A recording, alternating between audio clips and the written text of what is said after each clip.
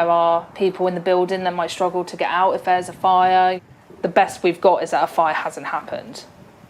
And that's scary to even think that. Steph is trapped in a building that's unsafe.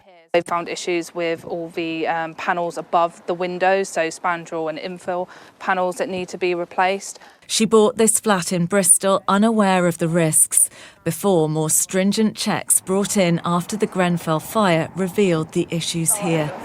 She was one of the first people in the country to use new post-Grenfell laws to take her building owner to court, and won.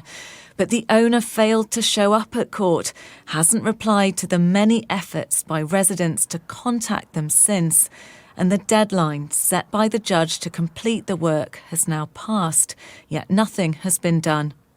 When you talk to somebody that isn't in this situation, it's actually really difficult to get across the severity of it and how it makes you feel from a mental point of view, from a financial point of view, because they just go, well, surely somebody's going to make sure they do that. Are you sure you've spoken to the right people? And those are sort of questions that you get. And you go, yeah, I've knocked on every door, we have, and they're all just shut. The building owner has also failed to respond to Sky News.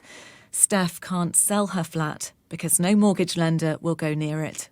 Her building is one of thousands around the country that should have been made safe in the 7 years since Grenfell, but haven't. Building owners who delay or disappear are leaving lives at risk. Why, come out, come out! In another part of Bristol, this block went up in flames 2 years ago. Before this happened, the City Council had told concerned tenants that the building was fine. As we all ran out, we notified all the other neighbours, banging doors on the way out as we was running down. Must have been terrifying. I dragged my son out of his bed by his neck because everyone was screaming. As we ran downstairs and we were stood down in this corner and we was watching the building burn, basically, not knowing if we were going to have a home. The council has now recently changed the cladding and identified other blocks that need doing too. But in Birmingham, Jim's story is a warning that even when cladding has been replaced, not all risk is removed. He owns a flat in a building where the owner has done the work required by government. But internal surveys that are now routinely carried out by mortgage lenders have revealed a design flaw that means fire could still spread rapidly. In reality, they've left the building half safe, or not even half safe. According to the government, is nice and safe. According to the insurers and the mortgage people, it's not safe.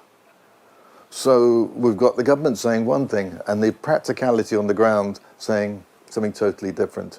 And what if you tried to sell? We can't sell. There's estate agents will not take on the buildings. They can't get mortgages. This huge fire in Dagenham last month, where overdue work was still taking place to remove combustible cladding, has reinforced the fear of those who know their building could be next.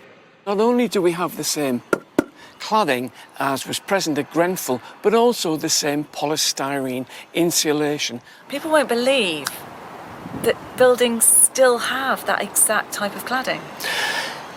Well, unfortunately, that's the sad fact. Paul keeps all his essentials handy. So this is what we keep beside the bed: the wallet with the passport, some cash, driving licence, car keys, house keys, mobile phone. In case you need to run. In case we need to run at a moment's notice. The owner of his building in Birmingham claims it plans to carry out the work later this year. It is very, very stressful. It's very worrying. You live with it all the time. I'm an adult, I'm by myself, I can get out quickly. Quite how I would feel if in the next bedroom I had a kiddie or grandma. You've got to be mindful and be prepared. And this is as prepared as I can be. Since the Grenfell fire, the promise from government has been that it could never happen again. But it could, because new laws aren't being enforced. Comfort with you. Emma escaped from the 20th floor that night. I can never look at a tower block the same way remove the cladding, stop putting money before people's lives, listen to what people want, stop charging people. Can they not wake up and see what they're doing to people? Grenfell was guinea pigs, and now people have seen what it can do. As the report is due to name and shame those responsible for Grenfell, the tragedy is being compounded by multiple failures across the UK to prevent another disaster. Becky Johnson, Sky News.